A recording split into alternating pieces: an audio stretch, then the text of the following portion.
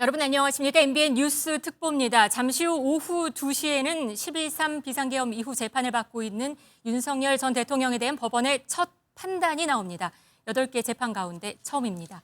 MBN은 선고 전 과정을 실시간으로 생중계로 전해드리겠습니다. 사회부 김태희 기자 나왔습니다. 어서 오세요. 김 기자, 오늘 재판이 다루는 윤 전 대통령 혐의 어떻게 됩니까? 네, 일단 윤석열 전 대통령은 지난해 1월 경호처를 동원해서 공수처의 체포 영장 집행을 막은 혐의로 추가 기소됐습니다. 그리고 계엄 당시 일부 국무위원들만 소집해서 나머지 국무위원들의 심의권을 방해한 혐의, 그리고 또 비아폰 기록을 삭제한 혐의와 또 계엄 해제 후 허위로 선포문을 만들었다가 폐기한 혐의도 받고 있습니다. 지난 결심 공판에서 특검은 모두 10년형을 구형하면서 헌정 질서를 무너뜨린 중대 범죄라고 강조했습니다. 네, 오늘 선고는 어떻게 진행이 되나요?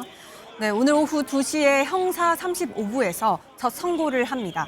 선고 공판에선 재판장인 백대현 부장판사가 혐의별로 판결 이유를 먼저 얘기하는데요. 그리고 나서 최종 판결 선고를 할 것으로 보입니다. 지금까지 전직 대통령의 선고를 보면 40분에서 1시간 내외로 걸렸는데요. 이번에도 비슷한 수준으로 예측해 볼 수 있습니다. 네, 지금 이 시각 현재 서울중앙지법 앞 모습이 지금 화면에서 보여지고 있는데요. 오늘 법원은 오전부터 긴장감이 돌았다고 합니다. 네, 법원 앞은 경비가 삼엄한 모습이었습니다. 일반 차량 출입은 전면 통제됐고요. 또 정문과 서문 등은 출입구가 폐쇄됐고 동문으로만 출입이 가능합니다. 통상 주요 재판이 열리는 날엔 보안 검색을 하는데 좀 더 강화해서 진행하고 있습니다. 법원 주변에는 윤 전 대통령의 지지자들이 무죄를 촉구하는 집회를 열고 있습니다. 벌써부터 지지자들이 모여 있고 집회 열기가 뜨겁다고 합니다. 네, 지금 서울중앙지법 재판정 내부 모습이 들어오고 있습니다. 오늘 선고는 어떻게 진행이 되나요? 네, 오늘 선고는 서울중앙지법 서관 311호 중법정에서 열립니다. 내란 우두머리 혐의 결심 공판은 대법정에서 진행됐는데 그것보다 조금 작은 법정입니다. 재판장 중심으로 왼쪽에는요, 특검이 또 오른쪽에는 윤 전 대통령과 지금 변호인이 착석했습니다. 특검 측에서는 박억수 특검보와 차병곤, 김다락 등 검사가 나와 있고요. 윤 전 대통령 변호인 측에는 송진호 변호사와 유정화 변호사가 참석했습니다.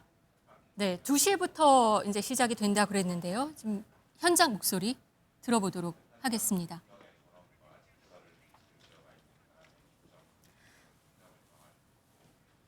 죄와 관련한 말씀을 드리겠습니다. 재판장은 법정의 존엄과 질서를 해칠 우려가 있는 사람의 입정 금지 또는 퇴정을 명할 수 있고 그 밖에 법정의 질서 유지에 필요한 명령을 할 수 있습니다. 이러한 재판장의 명령에 위반하는 행위를 하거나 폭언, 소란 등의 행위로 법원의 심리를 방해하거나 재판의 위신을 현저하게 훼손한 사람에 대해서는 20일 이내에 감치에 처하거나 100만 원 이하의 과태료를 부과할 수 있습니다. 따라서 본 법정 안에 계신 분들은 모두 재판이 진행되는 동안 엄숙하게 질서를 유지하여 주시고 이에 관한 재판장의 명령에 따라 주시기 바랍니다. 이제 서울중앙지방법원 2025 고합 1010호 사건의 선고 공판을 진행하겠습니다. 먼저 당사자 및 소송 관계인의 출석을 확인하겠습니다. 특별검사 측에서는 어느 분이 나오셨습니까? 네, 박억수 특별검사부 차병곤, 김다락, 장지영, 김구열, 유승재 검사 출석했습니다. 예. 변호인 측에서는 어느 분이 나오셨습니까? 네, 김홍일, 배보윤, 유정화, 송진호 변호사 출석했습니다. 네.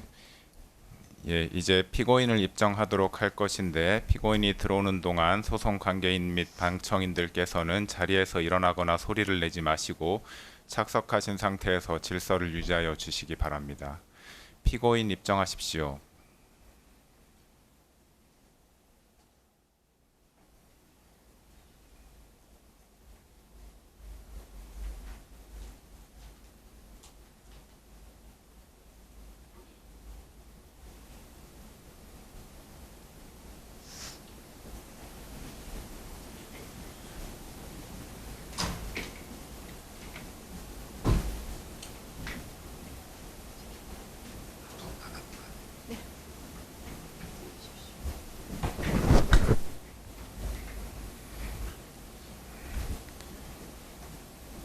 피고인 판결 선고는 피고인이 착석한 상태에서 진행하겠습니다. 판결을 선고하겠습니다. 특별검사가 제출한 공소장에 기재된 피고인에 대한 죄명은 특수공무집행 방해죄, 허위공문서 작성죄, 허위작성 공문서 행사죄, 대통령 기록물 관리에 관한 법률 위반죄, 공용서류 손상죄, 직권남용 권리행사 방해죄, 대통령 등의 경호에 관한 법률 위반 교사죄 및 범인 도피 교사죄입니다. 공소사실의 요지는 다음과 같습니다. 국무위원 심의권 침해 관련 직권남용 권리행사 방해 범행 부분입니다. 피고인은 2024년 12월 3일 22시경을 기하여 대한민국 전역에 비상계엄을 선포하기에 앞서 같은 날 20시경 국무총리 한덕수, 외교부 장관 조태열, 통일부 장관 김영호, 법무부 장관 박성재, 행정안전부 장관 이상민만을 대통령실로 불러 비상계엄 선포 계획을 알렸습니다. 그 다음에 국무회의 의사 정족수를 채우기 위해 국무위원들을 추가로 소집하면서 나머지 13명의 국무위원들 중 자신이 임의로 선정한 기획재정부 장관 최상목, 농림축산식품부 장관 송미령, 보건복지부 장관 조규홍, 중소벤처기업부 장관 오영주, 국토교통부 장관 박상우, 산업통상자원부 장관 안덕근 등 6명에게만 연락하여 이유는 알려주지 않은 채 대통령실로 오도록 지시하고 이 6명 중 최상목, 송미령, 조규홍, 오영주가 대통령실에 도착하여 국무회의 정족수인 11명이 채워지게 되자 회의를 종료하고 22시 27분경 비상계엄을 선포하였습니다. 그럼으로써 출석하라는 연락을 받지 못한 교육부 장관 이주호, 과학기술정보통신부 장관 유상임, 국가보훈부 장관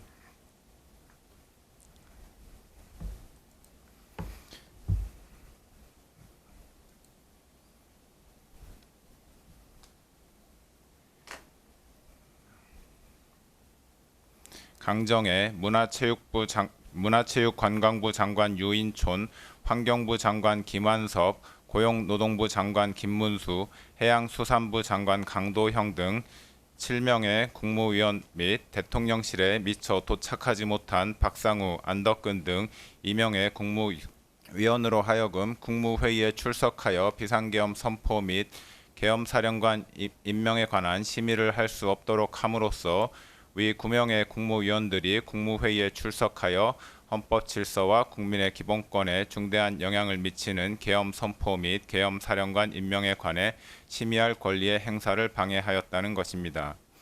비상계엄 선포 문서 사후 작출 관련 허위 공문서 작성 및 행사 범행 부분입니다. 2024년 12월 3일 비상계엄 선포를 위해 국무위원 등이 모인 자리에서는 피고인이 국방부 장관 김용현으로부터 비상계엄의 선포를 보고받는 과정에서 국무총리 한덕수를 거치지 아니하였을 뿐만 아니라 피고인의 일방적 비상계엄 선포 후 대통령실 직원이 국무위원들에게 비상계엄 관련 문서에 서명을 요구하였지만 국무위원들이 서명을 거부하여 헌법상 대통령의 국법상 행위에 대한 문서주의 및 부서 제도가 기능하지 못하였습니다. 그 후 대통령 비서실 부속실장 강의구는 2024년 12월 6일경 대통령, 국무총리, 국방부 장관의 서명란이 기재된 2024년 12월 3일자 비상계엄 선포문 표지를 작성하였고 그 뒤에 국무총리 한덕수에게서 전달받은 비상계엄 선포문을 첨부하여 2024년 12월 3일자 비상계엄 선포문을 만든 후 국무총리 한덕수와 국방부 장관 김용현으로부터 부서를 받은 다음 12월 7일 피고인에게 보고를 하였습니다. 피고인은 이 비상계엄 선포문의 대통령란에 서명을 하여 강의구 부속실장에게 전달하였고 강의구 부속실장은 이 비상계엄 선포문을 대통령 비서실 부속실에 보관하였습니다. 이로써 피고인은 강의구, 한덕수, 김용현과 공모하여 마치 대통령의 국법상 행위인 12월 3일 비상계엄 선포가 국무총리와 국방부 장관이 계엄 선포 전 부서한 문서에 의하여 이루어진 것처럼 보이게 하거나 비상계엄 선포 관련 탄핵 또는 수사 절차 등에 행세할 목적으로 그 직무에 관하여 대통령이 서명하고 국무총리와 국방부 장관이 부서한 2024년 12월 3일자 비상계엄 선포문을 허위로 작성하고 그 무렵 이를 대통령 비서실 부속실에 보관하는 방법으로 행사하였다는 것입니다. 비상계엄 선포문 등 피해기 관련 대통령 기록물 관리에 관한 법률 위반, 공용서류 손상 범행 부분입니다. 피고인이 위와 같이 대통령이 서명하고 국무총리와 국방부 장관이 부서한 2024년 12월 3일자 비상계엄 선포문을 허위로 작성한 후 수사기관의 비상계엄 관련한 사건에 대한 수사가 본격적으로 진행되자 한덕수 국무총리는 12월 8일 강의구 부속실장에게 전화하여 위 문건에 자신이 서명한 것을 없었던 것으로 하자고 하였습니다. 피고인은 2024년 12월 10일경 강의구로부터 위와 같은 한덕수의 말을 보고받자 총리의 뜻이 그렇다면 그렇게 해라 라고 강의구에게 말하여 허위로 작성된 위 2024년 12월 3일자 비상계엄 선포문을 폐기할 것을 승인하였습니다. 이에 강의구가 위 문서를 문서 3단계에 넣어 파쇄하는 방법으로 폐기함으로써 피고인은 한덕수, 강의구와 공모하여 무단으로 대통령 기록물인 동시에 공무소에서 사용하는 서류인 위 비상계엄 선포문을 손상하였다는 것입니다. 비상계엄에 따른 정치적, 사법적 위기 타개를 위한 허위 공보 관련 직권남용 권리 행사 방해 범행 부분입니다. 2024년 12월 4일 비상계엄 해제 발표 이후 국회와 언론에서는 피고인의 비상계엄 선포 행위는 실체적, 절차적 요건을 갖추지 못한 것으로 위헌, 위법적 행위에 해당하고 탄핵 사유에 해당한다는 문제 제기가 지속되었고 검찰, 공수처, 경찰 등 수사기관이 피고인과 공범들에 대해 내란죄 등의 수사에 착수하였으며 나아가 야당 의원 191명이 대통령 탄핵 소추안까지 발의하는 상황에 이르는 등 국내외적으로 정치적, 사법적 위기에 처하게 되었습니다. 이에 피고인은 홍보수석실 해외 홍보비서관 겸 외신 대변인을 활용해 외신을 상대로 정당한 목적으로 적법한 절차에 따라 비상계엄을 선포하고 시행한 것처럼 거짓 홍보하여 국내외 부정적 여론을 무마하기로 마음먹고 2024년 12월 4일 오후경 해외 홍보비서관 겸 외신 대변인에게 전화하여 국회의원 과반수의 비상계엄 해제 요구 요건을 알고 있었지만 의원들의 국회 출입을 통제하지 않았다. 국회가 동의 여부를 판단할 수 있도록 국회의원의 본회의장 진입을 막지 않았다. 대통령으로서 헌정 파괴 세력으로부터 자유민주주의 헌법 질서를 지키기 위한 액션은 했지만 합헌적 틀 안에서 행동을 취했다. 현재의 국정마비 상황을 일단 타개하고 질서를 회복하기 위한 것이 목표였다. 헌정질서 파괴의 뜻은 추호도 없었다. 라는 내용의 프레스 가이던스, 즉 PG를 작성하게 하고 이를 외신들에게 전파하도록 지시하였습니다. 그러나 피고인이 지시한 PG의 내용은 허위의 사실이므로 외신 대변인에게는 피고인의 지시를 따를 의무가 없었는데도 피고인은 대통령실에 대한 지휘 감독 권한을 남용하여 외신 대변인으로 하여금 피고인이 알려준 허위의 사실을 PG로 작성하게 한 후 이를 외신 기자들에게 전달하게 하였고 외교부 부대변인에게도 위 PG를 보내주어 외신 기자들에게 전달하게 하였습니다. 이로써 피고인은 대통령 비서실의 업무를 총괄하고 소속 공무원을 지휘 감독하는 권한을 남용하여 외신 대변인으로 하여금 의무 없는 일을 하게 하였다는 것입니다. 내란 수사 대비 관련 대통령 등의 경호에 관한 법률 위반 교사 범행 부분입니다. 2024년 12월 4일 비상계엄 해제 이후 검찰, 공수처, 경찰 등 수사기관이 내란 등 혐의와 관련하여 피고인과 국군 방첩사령관 여인형, 수도방위사령관 이진우, 육군 특수전사령관 곽종근 등에 대한 수사에 착수하였다는 사실이 대대적으로 언론에 보도되었습니다. 그러자 피고인은 2024년 12월 7일 군 사령관들에게 지급한 비화폰을 관리하는 경호처 차장 김성훈에게 전화하여 경호처의 비화폰 관리 담당자로 하여금 여인형, 이진우, 곽종근이 사용하는 비화폰 단말기의 통화 기록 등 정보를 수사기관이 볼 수 없도록 조치하게 하라고 지시하였습니다. 피고인으로부터 지시를 받은 김성훈은 같은 날 경호처에서 김모 지원본부장에게 전화하여 여인형, 이진우, 곽종근이 사용하는 비화폰 단말기의 통화 기록 등 정보를 수사기관이 볼 수 없게 조치하라고 지시하였습니다. 이로써 여인형 등이 사용하는 비화폰 단말기의 통화 기록 등 정보를 수사기관이 볼 수 없도록 하기 위하여 경호처 차장 김성훈으로 하여금 지원본부장을 상대로 직권을 남용하도록 교사하였다는 것입니다. 2024년 12월 30일자 체포 및 수색영장 등 재판 집행 관련 특수공무집행 방해, 직권남용 권리행사 방해 및 범인 도피 교사 범행 부분입니다. 2024년 12월 4일 비상계엄이 해제된 후 검찰, 공수처, 경찰에서는 내란 혐의와 관련하여 피고인 및 공범자들에 대한 수사에 착수하였습니다. 공수처는 2024년 12월 16일경부터 2024년 12월 26일경까지 피고인에게 출석 요구서를 3회 발송하였으나 피고인은 출석 요구에 응하지 아니하였고 결국 법원은 2024년 12월 30일경 피고인에 대한 체포영장과 수색영장을 발부하였습니다.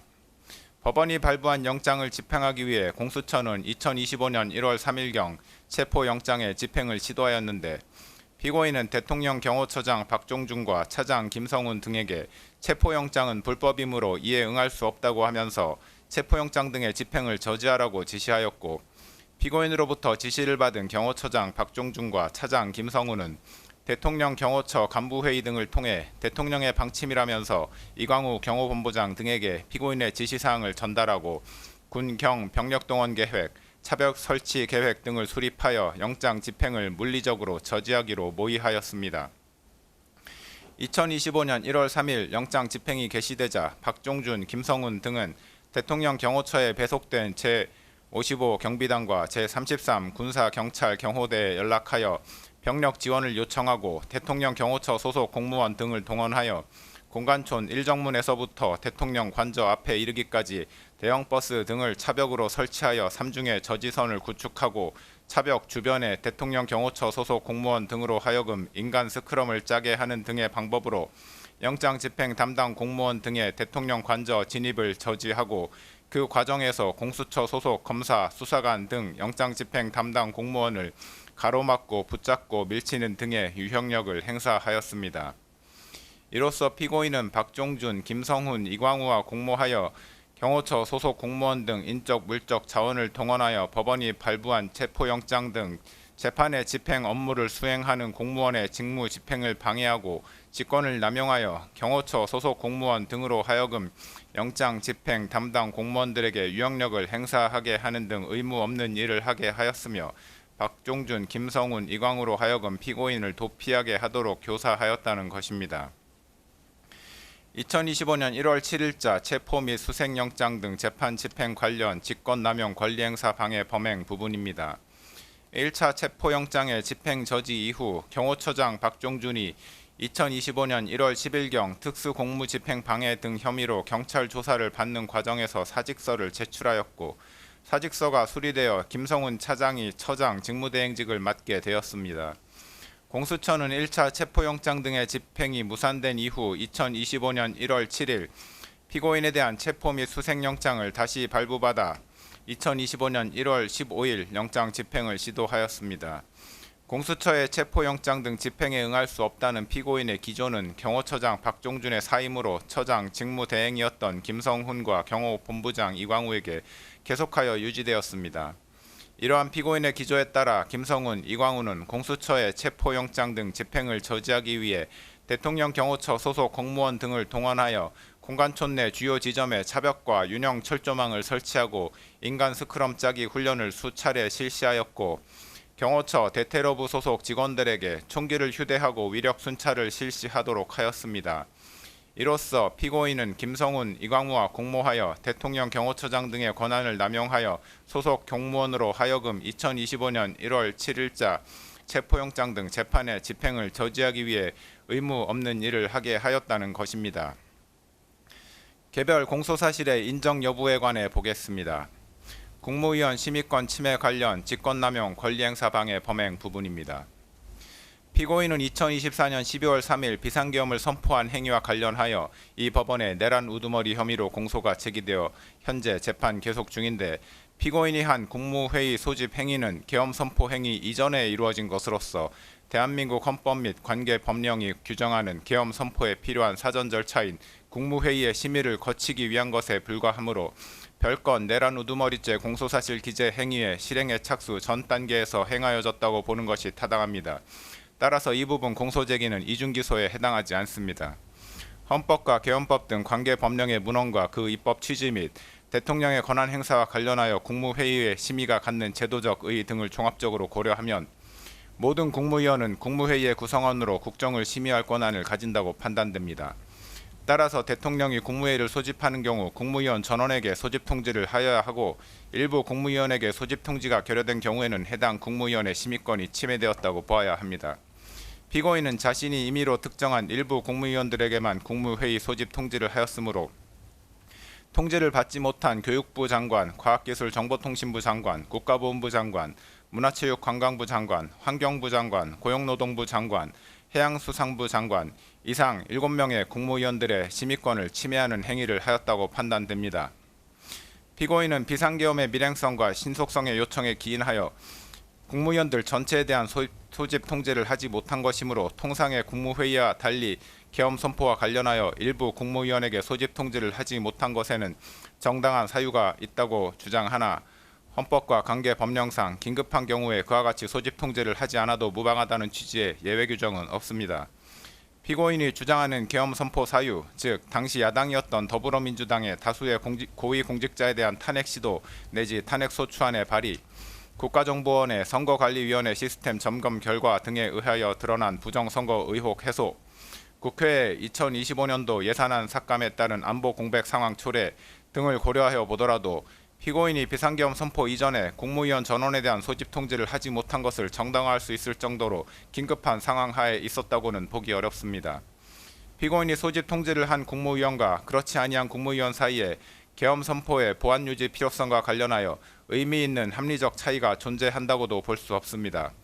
피고인은 계엄 선포 당시 국회 통제 등 물리적 조치를 수반하지 아니한 채 단지 국민들에게 국가 안보 위기 상황, 야당에 의한 국정와비 상황 등의 현황 및 심각성을 알리기 위한 목적에 이른바 메시지 계엄을 선포하려고 한 것이었다고도 주장하는데 피고인의 위와 같은 주장에 따르더라도 국무위원 전원에게 소집 통지를 하지 못할 정도로 긴급성과 밀행성이 요구되는 상황이 존재하였다고 보기 어렵습니다.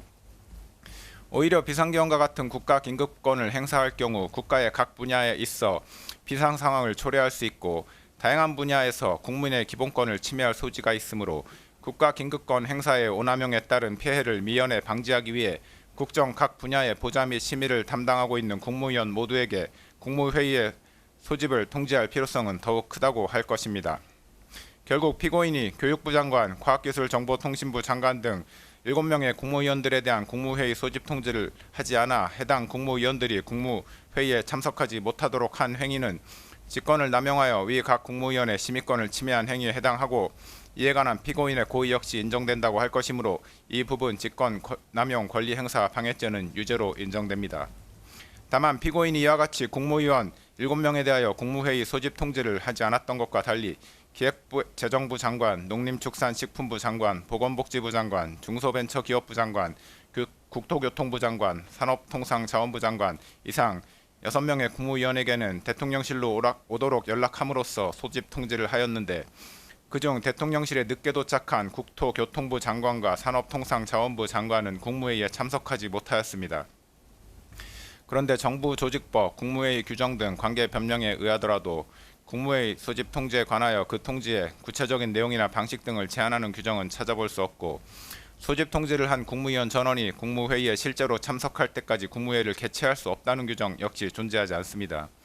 따라서 대통령인 피고인이 국무회의의 안건인 비상계엄의 선포가 가지는 긴급성과 보안성을 고려하여 국무위원들에게 국무회의 개최 여부나 안건에 관한 언급 없이 단지 대통령실로 오도록 하는 방식으로 소집 통지를 하였다거나 소집 통지를 한 국무위원들이 모두 도착하기도 전에 의사정족수에 해당하는 국무위원들이 출석한 즉시 국무회의를 개최하였다고 하더라도 미처 출석하지 못한 국무위원들에 대하여 그 심의권을 침해할 고의가 있었다거나 국무회의의 소집 및 개최와 관련하여 관계 변명을 위반하였다고 단정하기 어렵습니다. 그렇다면 이 부분 공소사실 중 국토교통부 장관과 산업통상자원부 장관의 2명에 대한 공소사실은 범죄 증명이 없는 경우에 해당하여 무죄라고 할 것입니다. 다만 이 무죄 부분 공소사실은 그와 상상적 경합 관계에 있는 교육부 장관, 과학기술부, 정보통신부 장관 등 7명의 국무위원에 대한 심의권 침해 관련 각 직권남용 권리 행사 방해죄를 유죄로 인정하는 이상 따로 주문해서 무죄를 선고할 것은 아닙니다. 사후부서 관련 허위 공문서 작성 및 행사, 대통령 기록물 관리에 관한 법률 위반, 공용 서류 손상 범행 부분입니다. 이 부분 공소사실에 기재된 강희구 대통령실 부속실장이 작성한 문서는 비상계엄 선포라는 제목 아래에 2024년 12월 3일 22시 00분 부로 비상계엄을 선포한다는 내용이 기재되어 있고 그 밑에 대통령의 서명, 작성일자 2024년 12월 3일 국무총리와 국방부 장관의 부서로 구성되어 있습니다. 문서의 기재 형식과 내용에 비추어 보면 이 문서는 작성 권한 있는 공무원인 피고인이 서명의 방식으로 결재함으로써 성립된 문서에 해당합니다. 또한 이 문서는 2024년 12월 3일 비상계엄 선포 전에 일부 국무위원들에게 배포되었던 부서문이 첨부되지 않은 비상계엄 선포문과는 별개의 독립된 역할과 성격을 가진 문서로서 비상계엄 선포문과 함께 계엄 선포와 관련하여 작성되는 문서에 해당한다고 판단됩니다.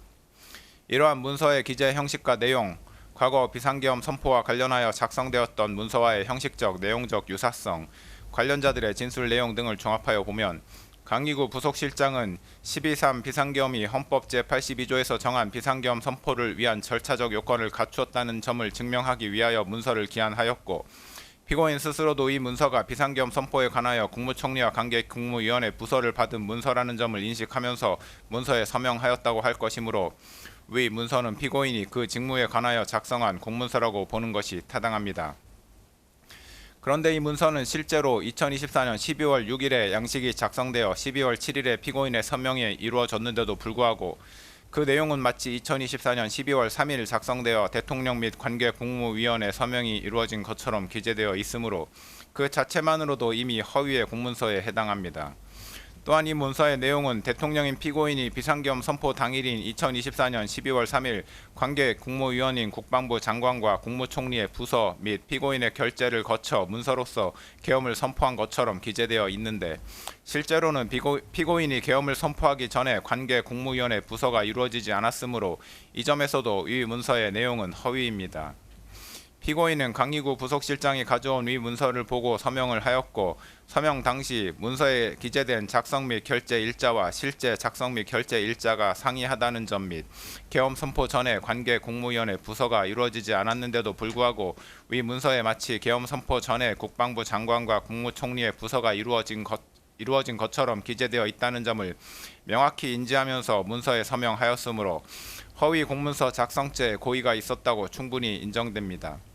또한 피고인은 향후 비상계엄 선포 요건이 문제가 될 경우 등에 대비하여 비상계엄에 관하여 헌법 제82조에서 정한 문서 주의 및 부서제도 요건을 갖추었다는 점을 증명하기 위한 문서로 사용할 목적으로 위 문서에 서명하였다고 보이므로 문서를 행사할 목적도 있었다고 인정됩니다. 결국 피고인에 대한 허위 공문서 작성죄 공소사실은 유죄로 인정됩니다. 허위 작성 공문서 행사죄에 관하여 봅니다. 허위 작성 공문서 행사죄가 성립하기 위해서는 허위 공문서를 문서가 허위 작성되었다는 사정을 알지 못하는 사람들도 열람할 수 있게 하는 등 문서에 관한 공공의 신용을 위태롭게 하는 행위가 존재한다고 볼 수 있어야 합니다. 그런데 강희구 부속실장은 2024년 12월 7일 작성한 부서문서에 대한 서명이 완료된 후 이를 자신의 사무실 책상 서랍 안에 보관하였다가 한덕수 국무총리에게서 폐기 요청을 받고서 피고인에게 이를 보고한 후 2024년 12월 10일 폐기하였습니다. 강희구 부속실장은 그동안 이를 다른 사람에게 제시하거나 외부에 공고 내지 제출하는 등의 행위는 하지 않았던 것으로 보입니다. 이러한 사정만으로는 위 문서가 허위 작성되었다는 사정을 알지 못하는 다른 사람들이 해당 문서를 열람할 수 있는 상태에 있었다고는 볼 수 없으므로 문서에 관한 공공의 신용을 위태롭게 하는 행위가 존재하였다고 보기 어렵습니다. 따라서 이 부분 공소사실은 범죄의 증명이 없어 무죄라고 판단됩니다. 대통령 기록물 관리에 관한 법률 위반죄 및 공용서류 손상죄 부분입니다. 대통령 기록물 관리에 관한 법률 제2조 제1호는 대통령 기록물을 대통령의 직무 수행과 관련하여 대통령 등의 기관이 생산, 접수하여 보유하고 있는 기록물이라고 정의하고 있습니다. 이 기록물에 해당하기 위해서는 문서, 도서, 대장, 카드, 도면, 시청각물, 전자문서 등 모든 형태의 기록 정보 자료 또는 행정 방물일 것, 대통령의 직무 수행과 관련될 것, 그 생산 또는 접수 주체가 대통령 또는 대통령의 보좌기관, 자문기관 및 경호 업무를 수행하는 기관 또는 대통령직 인수위원회일 것, 생산 또는 접수가 완료되었을 것 이상의 4가지 요건을 갖추어야 합니다. 앞서 본 허위 공문서는 문서 형태로 되어 있고 결재권자는 당시 대통령이었던 피고인이며 12.3 비상계엄이 헌법 제82조에서 정한 비상계엄 선포를 위한 절차적 요건을 갖추었다는 점을 증명하기 위한 목적으로 작성되었으므로 대통령의 직무 수행과 관련하여 작성되었다고 할 것이고 결재권자인 피고인의 결재가 이루어짐으로써 공문서로 성립된 동시에 대통령 기록물로도 생산되었다고 할 것입니다. 따라서 위 문서는 대통령 기록물에 해당합니다. 또한 공용서류 손상죄에서 말하는 공용서류란 공무소에서 사용하는 서류 기타 전자기록을 말하는데 그 해당 여부를 판단함에 있어 문서의 완성 여부, 공문서로서의 효력이 생겼는지 여부나 정식 결재 절차를 거쳤는지 등은 관련이 없습니다. 이 사건에서 문제되는 문서는 공문서로 성립되었으므로 공용서류에 해당하고 문서가 폐기될 무렵 그 문서를 사용할 의사나 목적이 명백히 소멸되었다고 볼 만한 정황을 찾아볼 수 없습니다. 따라서 피고인이 한덕수 국무총리 및 강희구 부속실장과 공모하여 위 문서를 폐기한 행위는 대통령 기록물 관리에 관한 법률 위반죄 및 공용서류 손상죄에 해당한다고 판단됩니다. 이 부분 공소사실은 각 유죄로 인정됩니다. 허위 공보 관련 직권남용 권리행사 방해죄 부분입니다. 피고인이 2024년 12월 4일 하모 해외 홍보 비서관 겸 외신 대변인에게 전화하여 국회의원 과반수의 비상계엄 해제 요구 요건을 알고 있었지만 의원들의 국회 출입을 통제하지 않았다. 국회가 동의 여부를 판단할 수 있도록 국회의원의 본회의장 진입을 막지 않았다. 대통령으로서 헌정 파괴 세력으로부터 자유민주주의 헌법 질서를 지키기 위한 액션은 했지만 합헌적 틀 안에서 행동을 취했다. 현재 국정마비 상황을 일단 타개하고 질서를 회복하기 위한 것이 목표였다. 헌정질서 파괴의 뜻은 추호도 없었다. 라는 내용의 피지를 작성하게 하고 이를 외신에 전파하도록 지시한 사실 및 이 지시를 받은 해외 홍보 비서관이 그 내용대로 피지를 작성한 후 이를 외신 기자들에게 전달하였고 외교부 부대변인에게도 피지를 보내주어 외신 기자들에게 전달하게 한 사실은 인정됩니다. 정부조직법, 국가공무원법 등 관계 법령의 내용을 종합하여 보면 대통령 비서실 소속 비서관은 대통령의 직무를 보좌하는 자로서 대통령의 명에 따른 지휘 감독을 받는 관계에 있고 이에 따라 직무를 수행할 때 상관인 대통령의 직무상 명령에 대한 복종 의무를 부담합니다.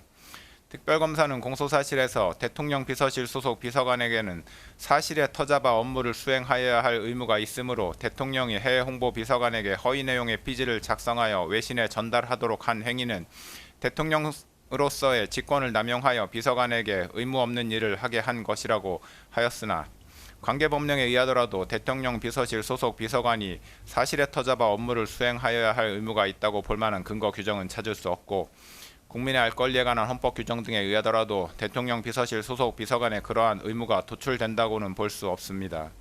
대통령실 대변인이 전파하는 피지는 국정 현안에 관한 대통령실의 입장을 표명하거나 홍보하는 것으로서 피지의 내용이 언론에 보도되는 경우에도 대통령실의 입장 표명임을 표시하게 될 뿐만 아니라 동시에 해당 국정 현안에 관한 다른 언론 기사들도 보도되는 것이 통상적이라 할 것이므로 피지의 내용의 일부 사실관계에 부합하지 않는 내용이 포함된다고 하여 국민들의 알 권리가 침해된다고 보기도 어렵습니다. 피지를 작성하여 전달하는 행위는 사실관계를 있는 그대로 보도하는 행위와는 분명한 차이가 있습니다. 대통령의 명령에 따라 피지를 작성 및 전파하는 해외 홍보 비서관으로서는 특정 현안에 관한 대통령의 입장을 가능한 한 신속하고 정확하게 작성하여 외신 등에 전달하여야 할 의무를 부담할 뿐 대통령이 전달을 요청한 입장 내용 중 사실관계에 관한 내용이 있는지 여부를 가려내거나 사실관계와 일치하지 않는 내용이 있는지 여부까지 판단할 권한 또는 의무가 있다고 볼 수 없습니다. 결국 이 사건에서 피고인의 피지 전파 지시를 받은 해외 홍보 비서관에게 피지의 내용이 허위인지 여부를 판단하여 그 내용을 수정하여 전달하거나 전달을 거부할 의무가 있었다고 볼 수 없으므로 이 부분 공소사실은 범죄 증명이 없어 무죄라고 판단됩니다. 내란 수사 대비 관련 대통령 등의 경호에 관한 법률 위반 교사죄 부분입니다. 피고인은 경호처가 이미 제출한 비화폰 통화 목록과 비화폰은 위법하게 수집한 증거에 해당하여 증거 능력이 없다고 주장하므로 이에 관하여 봅니다. 비화폰과 비화폰 통화 목록은 일반인에게 알려지지 아니한 것으로서 그 내용이 누설되면 국가 안전 보장에 명백한 위험을 초래할 우려가 있다는 점에서 군사기밀보호법에서 정하는 군사기밀에 해당함은 분명하고 피고인이 사용한 비아폰과 피고인의 비아폰 통화 목록은 대통령이 업무와 관련하여 생산한 기록 정보, 자료 내지 물품이라고 볼 수 있으므로 대통령 기록물법에서 정하는 대통령 기록물에 해당합니다. 그런데 군사기밀보호법은 수사기관의 군사기밀에 대한 압수수색 검증 자체를 제한하고 있지는 않고 압수된 군사기밀의 사후 처리와 관련된 내용만을 정하고 있을 뿐입니다. 대통령 기록물법 역시 수사기관의 대통령 기록물에 대한 압수수색 검증 자체를 제한하고 있지 않으며 압수된 대통령 기록물의 사후 처리와 관련된 내용도 정하고 있지 않습니다. 그렇다면 수사기관이 적법하게 발부받은 법원의 압수수색 검증 영장에 따라 군사기밀과 대통령 기록물을 압수하는 것이 군사기밀보호법과 대통령 기록물법에 위반된다고 볼 수는 없습니다. 경찰청 국가수사본부 비상계엄특별수사단 이하 경찰 특수단이라 합니다. 은 2025년 4월 9일 서울 서부지방법원 판사에게서 적법하게 압수수색 검증 영장을 발부받아 경호처와 협의를 거친 후 경호처가 소유, 소지 또는 관리하는 비아폰 및 비아폰 통화 목록을 압수하였고 압수 이후 군사기밀보호법에서 정한 군사기밀의 사후 관리 규정을 위반하였다는 사정도 보이지 아니하므로 경호처가 경찰 특수단에 이미 제출한 비아폰 및 비아폰 통화 목록은 위법하게 수집된 증거에 해당하지 않습니다. 김성훈 경호처 차장의 직권남용에 관하여 봅니다. 국방부는 2024년 12월 6일 곽종근 특수전 사령관, 이진우 수도방위 사령관, 여인영 방첩 사령관에 대하여 직무정지 처분을 하였는데 경호처장이 위 군사령관들에 대한 암호 자재 취급 인가를 해제하지는 않았으므로 군사령관들에 대한 암호 자재 취급 인가 자체는 여전히 유효하였다고 보입니다. 따라서 직무 정지된 군사령관들이 곧바로 경호처의 비아폰을 반납하지 아니하였다고 하여 그 자체가 보안사고에 해당한다고 해석할 수는 없습니다. 김성훈 차장은 피고인과 군사령관들에 대한 수사가 본격적으로 시작되자 비아폰이 수사기관에 압수될 경우 피고인과 군사령관들 사이의 통화 기록이 확인될 것을 염려한 나머지 보안사고에 해당한다고 하면서 김모 지원본부장에게 비아폰 내 통화 기록 삭제 및 수사기관이 비아폰을 열어보지 못하도록 하는 조치를 할 것을 지시하였습니다. 김성훈 차장의 이러한 지시는 내란 우두머리 혐의 등으로 수사를 받고 있던 피고인의 사적 이익을 추구할 목적에서 이루어졌고 더욱이 지원본부장으로부터 그러한 조치가 증거인멸에 해당할 수 있다는 점을 여러 차례 보고받았으면서도 보안 조치를 종용하였는데 이는 수사기관의 적법한 수사 활동을 방해하는 것입니다. 따라서 김성훈 차장은 국가공무원으로서 업무를 수행함에 있어 법령을 준수하여야 할 의무를 위반하였다고 판단됩니다. 김성훈 차장의 지시에도 불구하고 지원본부장은 비아폰에 저장된 통화 기록을 삭제하거나 원격 로그아웃 조치를 하지 아니하여 수사기관이 비아폰을 열어보지 못하게 하는 등 구체적인 권리 행사 방해의 결과가 발생하지는 않았습니다. 그러나 구체적인 권리 행사 방해의 결과가 발생하지 않았다고 하더라도 대통령 경호법상 직권남용죄는 성립합니다. 피고인은 2024년 12월 7일 김성훈 차장에게 전화하여 비아폰에 대한 조치를 지시하였는데 피고인의 지시는 피고인과 군사령관들에 대한 수사에 대비하기 위한 것으로 이해되고 김성훈 차장으로부터 증거인멸의 우려가 있다는 취지의 보고를 받았는데도 비아폰에 대한 조치를 재차 지시하였습니다. 피고인의 김성훈 차장에 대한 위와 같은 지시는 결국 수사기관이 비아폰을 열어볼 수 없도록 조치하라는 것이었습니다. 김성훈 차장에게 대통령 경호법상 직권남용죄가 성립하는 이상 김성훈 차장에게 위와 같은 지시를 한 피고인에게는 대통령 경호법 위반 교사죄가 성립한다고 보는 것이 타당합니다. 이 부분 공소사실은 유죄로 인정됩니다. 공수처의 2024년 12월 30일자 체포영장 등의 집행 저지와 관련한 피고인의 특수공무집행 방해, 직권남용 권리행사 방해, 범인 도피 교사 범행에 관하여 봅니다. 피고인은 검찰이 군검찰과 함께 구성한 12.3 비상계엄사태 특별수사본부로부터 2차례에 걸쳐 출석 요구를 받았으나 모두 불응하였고 공수처가 경찰 특수단 및 국방부 조사본부와 구성한 12.3 사태 공조수사본부로부터 3차례에 걸쳐 출석 요구를 받았으나 모두 불응하였습니다. 공수처는 2024년 12월 30일 서울 서부지방법원에 피고인을 내란 우두머리 등 혐의로 체포할 수 있도록 하는 체포영장을 청구하여 같은 날 위 법원에서 체포영장과 수색영장을 발부받았습니다. 이 수색영장에는 본건 수색영장은 별도로 발부하는 피의자에 대한 체포영장의 집행을 위한 피의자의 소재 발견을 위하여만 발부하고 압수 및 압수를 위한 수색을 불허하므로 형사소송법 제110조, 제111조가 적용되지 않음이라는 기재가 포함되어 있었습니다. 이 체포영장과 수색영장을 발부받은 공수처가 피고인의 직권남용 권리행사 방해 및 내란 우두머리 혐의에 관하여 수사권이 있는지에 관하여 봅니다. 공수처는 고위공직자 범죄 및 관련 범죄에 관하여 수사권이 있습니다. 형법 제123조의 직권남용 권리행사 방해죄는 공수처가 수사할 수 있는 고위공직자 범죄에 해당합니다. 피고인은 대통령으로서 헌법 제84조에 따라 내란 또는 외환의 죄를 범한 경우를 제외하고는 재직 중 형사상의 소출을 받지 아니하나 헌법 제84조는 형사상 소출을 받지 아니한다고만 규정하고 있을 뿐이고 헌법 및 법률에서 대통령에 대한 수사를 제한하고 있지는 아니한 점, 수사기관의 수사는 형사상 소출을 반드시 전제하는 것은 아니므로 형사상 소추와 수사기관의 수사는 분명히 구분된다는 점 등에 비추어 보면 공수처는 대통령 신분이었던 피고인의 형법상 직권남용 권리행사 방해 혐의에 대하여 수사를 할 수 있다고 판단됩니다. 공수처는 피고인의 직권남용 권리행사 방해 혐의에 대하여 수사를 하던 중 피고인의 내란 우두머리 혐의가 직권남용 권리행사 방해에 관련 범죄에 해당한다고 판단하여 피고인의 내란 우두머리 혐의에 대한 수사에 착수하였습니다.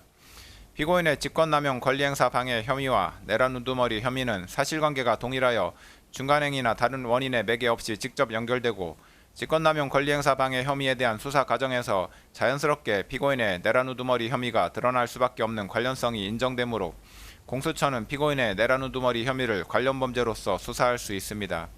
따라서 공수처는 피고인의 직권남용 권리행사 방해 및 내란 우두머리 혐의에 관하여 모두 수사권이 있습니다. 2024년 12월 30일자 체포영장 등이 관할을 위반한 것인지에 관하여 봅니다.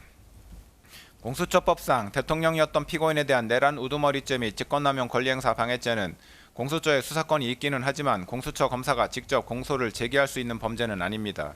이 경우 공수처는 수사관계 서류와 증거물을 서울중앙지방검찰청 소속 검사에게 송부하여야 하는데 서울중앙지방검찰청이 공수처로부터 송부받은 사건을 반드시 서울중앙지방법원에 공소 제기해야 하는 것은 아닙니다. 공수처법은 공수처 검사가 공소를 제기하는 고위공직자 범죄 등 사건의 제1심 재판은 서울중앙지방법원에 관할로 한다라고 정하고 있을 뿐입니다. 한편으로 공수처법은 형사소송법을 준용하도록 하고 있으므로 결국 공수처의 영장 청구에 관한 재판의 관할은 형사소송법에 따라 정해진다고 보는 것이 타당합니다. 피고인의 내란 우두머리 및 직권남용 권리행사 방해 범행은 서울 용산구에 위치한 대통령실에서 이루어졌고 공수처가 피고인의 혐의 사실에 대하여 수사할 당시 피고인은 서울 용산구에 있는 대통령관저에서 거주하였으므로 형사소송법에 따라 서울 용산구를 관할하는 서울 서부지방법원의 형사소송법상 토지관할이 인정됩니다. 따라서 공수처가 피고인에 대한 체포영장 등을 서울 서부지방법원에 청구하여 이 법원에서 영장을 발부받은 것은 관할 위반에 해당하지 않습니다. 서울 서부지방법원의 2024년 12월 3일자 수색영장에 본건 수색영장은 별도로 발부하는 피의자에 대한 체포영장의 집행을 위한 피의자의 소재 발견을 위하여만 발부하고 압수 및 압수를 위한 수색을 불허하므로 형사소송법 제110조, 제111조가 적용되지 않음이라고 기재되어 있는 것으로 인하여 이 영장이 위법 무효인지에 관하여 봅니다. 형사소송법 제110조 제1항은 군사상 비밀을 요하는 장소는 그 책임자의 승낙 없이는 압수 또는 수색할 수 없다고 규정합니다. 이 조항이 군사상 비밀이라는 대상 또는 목적물에 관한 규정인지 군사상 비밀을 요하는 장소라는 장소적 제한에 관한 규정인지가 불분명하나 군사상 비밀이라는 대상 또는 목적물에 관한 규정으로 이해하는 것이 타당합니다. 그렇다면 군사상 비밀은 물건의 발견을 목적으로 하는 수색의 경우에는 위 조항에 따라 책임자의 승낙이 없이는 수색을 할 수 없지만 군사상 비밀을 요하는 장소에서 피의자를 체포하기 위한 수색의 경우에는 위 조항이 적용되지 않는다고 해석해야 할 것입니다. 나아가 위 조항은 수사기관의 압수 또는 수색과 같은 대물적 강제처분에 관한 것이므로 체포와 같은 대인적 강제처분에 있어서는 적용되지 않음이 분명합니다. 그렇다면 군사상 비밀을 요하는 장소에서 피의자를 체포하기 위한 수색 및 그에 따른 체포에 관하여는 형사소송법 제110조가 적용되지 않으므로 책임자의 승낙이 없었다고 하더라도 위법하다고 볼 수 없습니다. 서울 서부지방법원 영장 담당 판사가 일부 기각 취지를 밝히면서 형사소송법 제110조, 제111조가 적용되지 않음이라고 기재하였더라도 이와 같은 내용이 새로운 법률적인 효과를 발생시키는 것은 아닙니다. 그렇다면 설령 형사소송법 제110조가 장소적 제한에 관한 규정에 해당하기 때문에 군사상 비밀을 요하는 장소에서 피의자를 체포하기 위한 수색의 경우에도 책임자의 승낙을 받아야 한다고 해석하더라도 수색영장에 기재된 형사소송법 제110조, 111조가 적용되지 않음 이라는 내용은 무익적인 기재 사항에 불과하다고 보아야 할 것이므로 그 부분을 제외한 나머지 부분에 관하여 수색영장은 여전히 유효하다고 판단됩니다. 결국 이 수색영장은 헌법과 법률 정에 위배되지 아니하므로 유효한 영장이라고 할 것입니다. 대통령 관저를 포함한 공관촌이 형사소송법 제110조 제1항에서 정하는 군사상 비밀을 요하는 장소임은 분명하고 그 책임자는 박종준 경호처장이었습니다. 박종준 경호처장은 공수처가 2024년 12월 30일자 체포영장 등의 집행을 위하여 2024년 12월 31일과 2025년 1월 1일에 경호처에 협조 요청 공문 및 허가 요청 공문을 보낸 데 대하여 아무런 답변을 하지 않았고 2025년 1월 3일 공수처가 위 체포영장 등을 집행하는 과정에서는 형사소송법 제110조를 이유로 영장 집행에 대한 승낙을 거부하였습니다. 그런데 군사상 비밀을 요하는 장소에서 피의자를 체포하기 위한 수색 및 그에 따른 체포에 관해서는 형사소송법 제110조가 적용되지 않으므로 책임자의 승낙이 없다고 하더라도 체포영장 집행을 위한 수색 및 체포가 위법하다고 볼 수 없습니다. 설령 형사소송법 제110조가 적용되어 책임자인 경호처장의 승낙이 필요하다고 해석하더라도 같은 조 제2항에 따라 해당 장소의 책임자는 국가에 중대한 이익을 해하는 경우를 제외하고는 승낙을 거부하지 못하는데 국회에서 탄핵소추가 의결되어 대통령으로서의 권한 행사가 정지되어 있었던 피고인을 내란 우두머리 및 직권남용 권리행사 방해 혐의로 체포하는 것이 국가에 중대한 이익을 해하는 경우에 해당한다고 볼 수는 없으므로 책임자인 경호처장은 영장 집행을 승낙하였어야 할 것입니다. 따라서 경호처장의 수색영장 집행 승낙 거부는 형사소송법 제110조 제2항을 위반한 것으로 그 효력이 없다고 보아야 하므로 어떻게 보더라도 공수처가 경호처장의 승낙 없이 2024년 12월 30일자 체포영장 등의 집행에 나아간 것은 적법합니다. 공수처는 2025년 1월 3일 오전에 공관촌에 도착하여 2024년 12월 30일자 체포영장 등을 집행함에 있어 영장을 박종준 경호처장, 김성훈 차장, 이광우 경호본부장 등에게 지시하였고 박종준, 김성훈, 이광우 등은 이를 모두 확인하였습니다. 비록 공수처가 당시 공관촌 제1정문 앞에 나와 있던 도모 변호사에게 체포영장 등을 제시하지는 않았던 것으로 보이나 당시 위 변호사는 이 사건에 관한 피고인의 변호인이 아니었으므로 공수처가 피고인의 변호인 조력권을 침해하였다거나 영장 집행이 위법하였다고 볼 수 없습니다. 2024년 12월 30일자 체포영장 등에 기재된 수색 장소는 대통령 관저가 있는 서울 용산구 한남대로의 특정한 한 개의 집원뿐이었는데 공수처는 2025년 1월 3일에 체포영장 등을 집행함에 있어 대통령 관저 외곽 1정문 지역을 지나 영장에 기재된 수색 장소에 이르기까지 영장에 기재된 집원 외의 집원에 해당하는 지역들을 지나갔습니다. 수색이란 물건 또는 사람을 발견하기 위하여 일정한 장소나 물건, 사람의 신체를 뒤지는 강제 처분을 의미하므로 수색 장소로 이동하는 행위를 수색이라고 볼 수는 없고 수색영장의 집행을 위하여 수색 장소로 이동하는 행위는 압수수색영장의 집행에 필요한 처분으로서 허용됩니다. 다만 집행의 목적을 달성하기 위한 필요 최소한도의 범위 내에서 그 수단과 목적에 비추어 사회통념상 상당한 행위여야 하는데 당시 공수처가 영장에 기재된 수색 장소로 이동하기 위해서는 대통령 관저 외곽 1정문 지역 등을 지날 수밖에 없었고 영장 집행 담당 공무원 등이 수색 장소로 이동하였던 것 외에 수색 장소에 기재되지 아니한 곳에서 수색 행위를 하였다는 정황은 보이지 않습니다. 따라서 영장 집행 담당 공무원 등이 수색 장소로 이동하기 위하여 수색영장에 기재되지 아니한 다른 지역을 통과한 행위는 수색영장 집행에 필요한 처분에 해당하여 적법합니다. 2024년 12월 30일자 체포영장 등을 집행하는 과정에서 영장 집행 담당 공무원 등은 공관촌 내에서 사진 또는 동영상을 촬영하여 체증을 하였습니다. 공관촌이 군사기지 및 군사시설보호법에서 정하고 있는 군사기지 또는 군사시설에 해당함은 분명합니다. 그런데 대통령 관저의 주둔지 부대장인 제55 경비단장은 수사기관에서 영장 집행 담당 공무원 등의 출입을 허가하였다고 진술하였습니다. 또한 군사기지법에 따르면 군사기지 또는 군사시설의 촬영은 허용되지 않지만 관련 법조문 해석상 수사기관이 수색영장의 집행에 필요한 처분으로서 촬영을 하는 것이 전면 금지된다고 볼 수는 없고 목적 달성의 필요 최소한의 범위 내에서 허용된다고 보입니다. 체증 영상 및 사진을 촬영한 주체는 수사기관이고 촬영 목적도 범죄 수사 및 재판 과정에서 증거로 사용하기 위한 것이었던 것으로 보이며 이로 인하여 군사기지 및 군사시설 보호에 어떠한 장애가 발생한 것으로 보이지도 않습니다. 재증 영상 및 사진의 공관촌의 전체적인 구조, 구체적인 경호 계획 등과 같은 높은 수준의 보안을 요하는 군사상 비밀이 촬영되지도 않았습니다.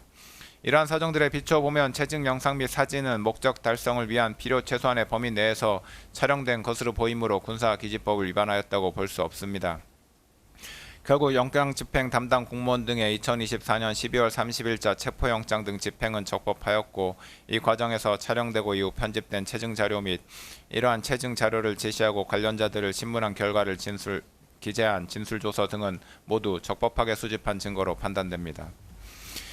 2024년 12월 30일자 체포영장 집행 전에 박종준 경호처장은 김성훈 차장, 경호처 각 본부장, 경찰관리관, 군사관리관 등과 함께 간부회의를 하면서 체포영장 등의 집행에 응할 수 없다는 방침을 밝혔고, 김성훈 차장, 이광우 경호본부장 등과 함께 관저지역 침투에 대비하여 1, 2, 3차에 걸쳐 차벽을 설치한다는 내용의 차벽 설치 계획을 수립하고 차벽을 설치하였으며, 제55 경비단, 제33 군사경찰 경호대 병력을 동원하라는 지시를 하였습니다. 이후 2025년 1월 3일 오전에 공수처에서 2024년 12월 30일자 체포영장 등을 집행하기 위해 공관촌 1정문에 도착한 후 1정문을 밀어서 공관촌 내부로 진입하자 박종준 경호처장은 김성훈 차장과 이광우 경호본부장에게 영장 집행 담당 공무원 등의 공관촌 내 진입을 차단하라고 지시하였습니다.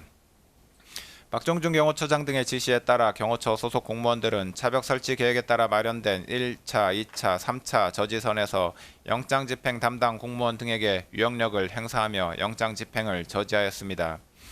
결국 그날 영장 집행에 나아갔던 공수처 검사들과 담당 공무원 등은 영장 집행을 중단하고 복귀하였습니다. 이와 같이 박종균 경호처장, 김성훈 차장, 이광우 경호본부장은 이 부분 공소사실 기재 범행을 사전에 공모하였고, 이러한 공모에 따라 영장 집행 담당 공무원 등이 2024년 12월 30일자 체포영장 등을 집행하지 못하도록 경호처 소속 공무원들을 지휘하여 경호처 소속 공무원들이 영장 집행 담당 공무원 등에게 유영력을 행사하도록 한 사실이 인정됩니다. 그리하여 박종준 경호처장, 김성훈 차장, 이광우 경호본부장은 공수처의 2024년 12월 30일자 체포영장 등의 집행을 방해하고 직권을 남용하여 경호처 소속 공무원들에게 의무 없는 일을 하게 하였으며, 벌금형 이상의 범죄를 저지른 피고인을 도피하도록 한 것으로 판단됩니다. 특별검사는 공소사실에서 김신 경호처 가족경호부장도 박종준 경호처장 등과 공모하여 이 범행을 한 것으로 기재하였으나, 가족경호부장의 지위에 있었던 김신은 본부장급이 참여하는 간부회의에 참석하지 않았던 것으로 보이고, 가족데스크에 추가로 비치되었던 3단본과 케이블 타이의 비치를 자신이 지시하지도 않은 것으로 보이는 점 등에 비추어 보면 제출된 증거만으로는 김신이 박종준 경호처장 등과 이 부분 범행을 공모하였다고 인정하기 어렵습니다. 피고인은 2024년 12월 3일 비상계엄을 선포하고 그 다음날 비상계엄을 해제한 이후 공수처, 경찰청 국가수사본부, 검찰 등 수사기관이 대통령 관저에 대한 압수수색을 할 것을 염려하여 2024년 12월 8일 국방부 장관 공관에 대한 경찰 특수단의 압수수색영장 집행 당시 김성훈에게 압수수색에 응하지 말라고 지시하고, 경찰 특수단 소속 수사관이 국방부 장관 공관에 출입한 사실을 보고받아 알게 되자 박종준 경호처장을 크게 질책하였습니다. 피고인은 비상계엄 해제 이후부터 줄곧 자신에 대한 수사기관의 수사에 불만을 가지면서 수사에 협조할 의사가 없음을 박종준 경호처장, 김성훈 차장 등에게 여러 차례 밝혔고, 이러한 피고인의 입장은 공수처의 2024년 12월 30일자 영장 집행 당시에도 유지되었습니다. 박종준 처장과 김성훈 차장은 이와 같은 피고인의 언급을 체포영장 등에 대한 불응지시로 받아들였고, 체포영장 집행에 대비하여 차벽 설치, 인력 동원 등 구체적인 계획을 수립하였습니다.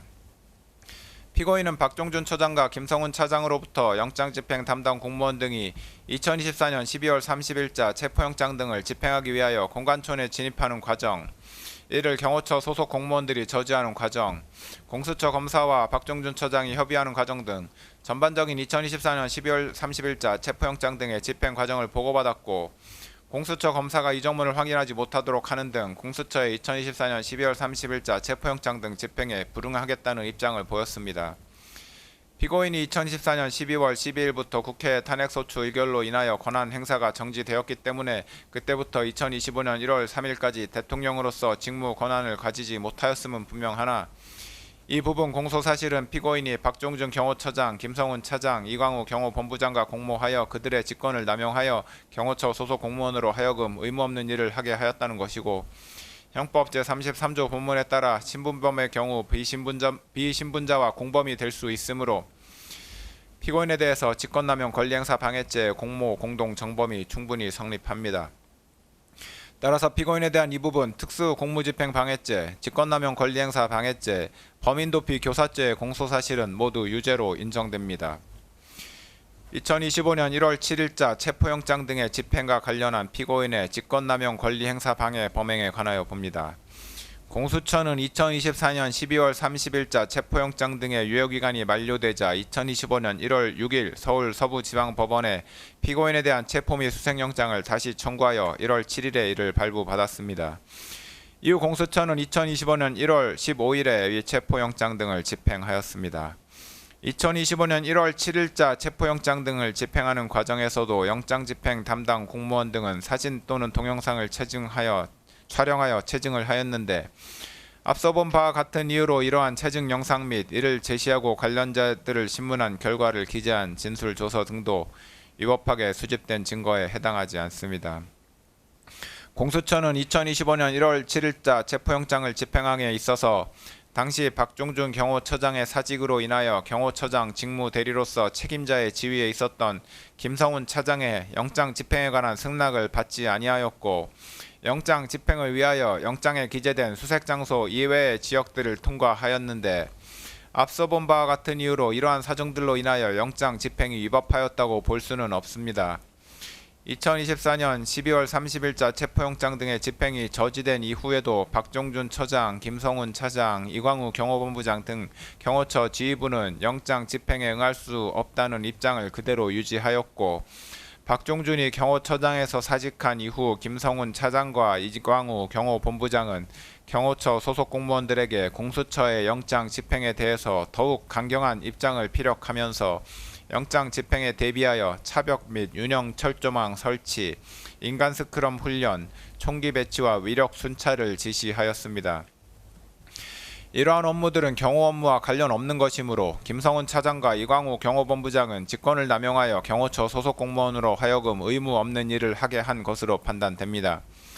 공수처의 수사에 응할 수 없다는 피고인의 입장은 2025년 1월 3일 공수처의 영장 집행이 저지된 이후에도 그대로 유지됐고, 피고인은 경호처 부장급 직원들과 가진 오찬 행사에서 위력 순찰 등을 지시하였으며, 이에 따라 김성훈 차장과 이광우 경호본부장은 경호처 대테러부장에게 실제로 위력 순찰을 지시하였습니다. 그리하여 피고인이 김성훈 차장, 이광우 경호본부장과 공모하여 경호처 소속 공무원들에 대해 의무 없는 일을 하게 한 사실도 인정됩니다. 이 부분 피고인에 대한 직권 남용 권리 행사 방해 공소 사실도 유죄로 인정됩니다. 이상에서 본 바와 같이 공소사실 중 국무위원들의 심의권 침해 관련 직권남용 권리행사 방해죄 중 소집 통지를 받지 못했던 국무위원 7인에 대한 부분, 허위공문서 작성죄, 대통령 기록물 관리에 관한 법률 위반죄, 공용서류 손상죄, 대통령 등의 경호에 관한 법률 위반 교사죄, 특수공무집행 방해죄, 1차 체포 및 수색영장 집행 저지 관련 직권남용 권리행사 방해죄 및 2차 체포 및 수색영장 집행 저지 관련 직권남용 권리행사 방해죄, 범인도피 교사죄는 각 유죄로 인정되고, 국무위원들의 심의권 침해 관련 직권남용 권리행사 방해죄 중 소집 통지를 받았으나 미처 출석하지 못한 국무위원 2인에 대한 부분, 허위 작성 공문서 행사죄, 허위 공보 관련 직권남용 권리행사 방해죄는 각 무죄로 판단됩니다. 유죄로 인정된 부분에 관한 양형의 이유를 보겠습니다. 유죄로 인정된 범죄들은 일부 상상적 경합범 관계 및 실체적 경합범 관계에 있으므로 형법과 관련 법률에 따라 법률상 처단형의 범위를 산정하면 피고인에 대하여 징역 1개월 이상, 징역 11년 3개월 이하의 형을 선고할 수 있습니다. 그중 양형 기준이 설정되어 있는 범죄인 특수공무집행 방해죄, 공용서류 손상죄, 허위 공문서 작성죄에 관한 권고 형량의 범위를 봅니다. 이 사건 특수공무집행 방해죄는 제1유형인 공무집행방해, 직무강요에 해당하고 가중요소에 해당하는 특별가중요소로서 비난할 만한 범행 동기, 단체 다중의 위력을 보이거나 위험한 물건을 휴대한 경우, 공무방해 정도가 중한 경우가 있으므로 특별 조정된 가중 영역에 해당하여 권고형의 범위는 징역 1년에서 6년이 됩니다. 공용서류 손상죄는 제1유형인 공용물 무효에 해당하고 특별 양형인자는 없으므로 기본 영역에 해당하여 권고형의 범위는 징역 6개월에서 1년 6개월이 됩니다. 허위공문서 작성죄는 제1유형인 소극적 목적에 해당하고 특별 양형인자는 없으므로 기본 영역에 해당하여 권고형의 범위는 징역 4개월에서 10개월이 됩니다. 이에 대하여 다수범죄 처리 기준에 따른 권고형의 범위를 산출하면 징역 1년에서 징역 11년 3개월까지가 됩니다. 구체적인 양형 이유에 관하여 봅니다. 국가긴급권의 행사인 계엄선포는 전 국가적 혼란을 초래하고 국민의 기본권을 다각도에서 침해할 위험성이 매우 크다 할 것이므로 국가적 위기 상황을 타개하기 위한 다른 수단과 방법이 없는 지극히 예외적인 경우에 한하여 이루어져야 합니다. 대한민국 헌법 및 계엄법에서 계엄 선포에 관하여 국무회의의 심의를 특별히 명시하고 있는 것 역시 이와 같은 위험성을 가진 대통령의 국가긴급권 행사 권한의 온남용을 막고 그 독단을 견제하기 위함이므로 대통령으로서는 계엄 선포 여부를 결정함에 있어 평시에 국가 현안에 관한 국무회의에 있어서보다 국무위원 전원의 의견을 더욱 경청하고 신중을 기하였어야 합니다. 그런데 피고인은 12.3 비상계엄 선포에 관하여 전례 없이 자신이 특정한 일부의 국무위원들에게만 국무회의 소집을 통지하여 국무회의를 개최함으로써 헌법과 계엄법의 규정을 정면으로 위반하여 통지를 받지 못한 국무위원들의 심의권을 침해하였습니다. 피고인은 이에 그치지 않고 더 나아가 계엄 선포에 관하여 헌법에서 정한 국무총리 및 관계 국무위원회 사전 부서가 적법하게 이루어진 것처럼 허위로 문서를 작성하는 데 가담하였고 이후 대통령 기록물이자 공용서류에 해당하는 이 문서를 적법한 절차에 의하지 않고 임의로 폐기하였습니다. 피고인은 대통령으로서 누구보다 헌법을 소화하고 법질서를 준수할 의무가 있는데도 도리어 헌법과 관련 법령에서 대통령의 독단과 권력의 남용을 방지하기 위하여 규정한 절차적 요건을 경시하는 태도를 보였으므로 이는 비난받아 마땅합니다. 한편 피고인은 대통령으로서 법질서를 존중할 의무를 부담하는데도 이를 저버린 채 비상계엄 선포와 관련한 범죄 혐의로 수사를 받는 과정에서 경호처 소속 공무원들을 이용하여 자신에 대한 수사기관의 적법한 영장 집행을 저지하거나 증거인멸을 시도하였습니다. 특히 피고인은 자신이 대통령으로서 가지는 막강한 영향력을 남용하여 경호처 소속 공무원들로 하여금 적법한 영장 집행을 저지하게 하였는데 이는 일신의 안위와 사적인 이익을 위하여 대한민국에 충성하는 경호처 소속 공무원들을 사실상 사병화한 것입니다. 이와 같은 공무집행 방해 범행은 정당한 공권력 행사를 무력화시키고 국가의 법질서 기능을 저해하는 중대한 범죄에 해당하는 점, 피고인이 범행에 이르게 된 경위, 구체적인 범행 내용 등에 비춰 보면 피고인의 죄질이 매우 좋지 아니합니다. 그런데도 피고인은 이 사건 범행에 관하여 납득하기 어려운 변명으로 일관하면서 자신의 잘못을 반성하는 태도를 전혀 보이고 있지 아니합니다. 이와 같은 점들에다가 당시 대통령이었던 피고인의 이 사건 범행으로 인하여 훼손된 법치주의를 바로 세울 필요성이 있는 점 등을 더하여 볼 때 피고인에게는 그 죄책에 상응하는 엄중한 처벌이 필요합니다. 다만 허위 공문서 작성, 대통령 기록물 관리에 관한 법률 위반 및 공용서류 손상 범행의 경우 피고인이 적극적으로 범행을 주도하거나 확정적인 계획하에 범행하였다고는 보기 어려운 점, 형사처벌을 받은 전력이 없는 초범인 점 등을 피고인에게 유리한 정상으로 참작하고 그 밖에 피고인의 나이, 성행, 환경, 범행의 동기와 경위, 수단과 결과, 범행 후의 정황 등 이 사건 기록과 변론에 나타난 양형의 조건이 되는 여러 사정들을 종합하여 형을 정하기로 합니다. 이상의 이유로 다음과 같이 판결을 선고합니다. 피고인 일어서십시오. 주문. 피고인을 징역 5년에 처한다. 이 사건 공소사실 중 허위 작성 공문서 행사의 점 및 허위 공보 관련 직권남용 권리 행사 방해의 점은 각 무죄. 피고인은 이 판결에 불복이 있으면 오늘부터 7일 이내에 이 법원에 항소장을 제출하여 항소할 수 있습니다. 이상으로 판결 선고를 마쳤습니다. 피고인은 퇴정하십시오.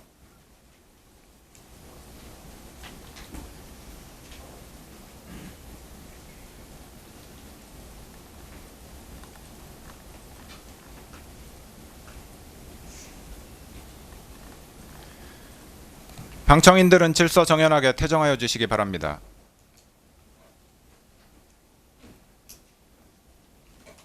네, 윤석열 전 대통령 체포방해 1심 선고 모습 보셨습니다. 법원은 징역 5년으로 선고했습니다.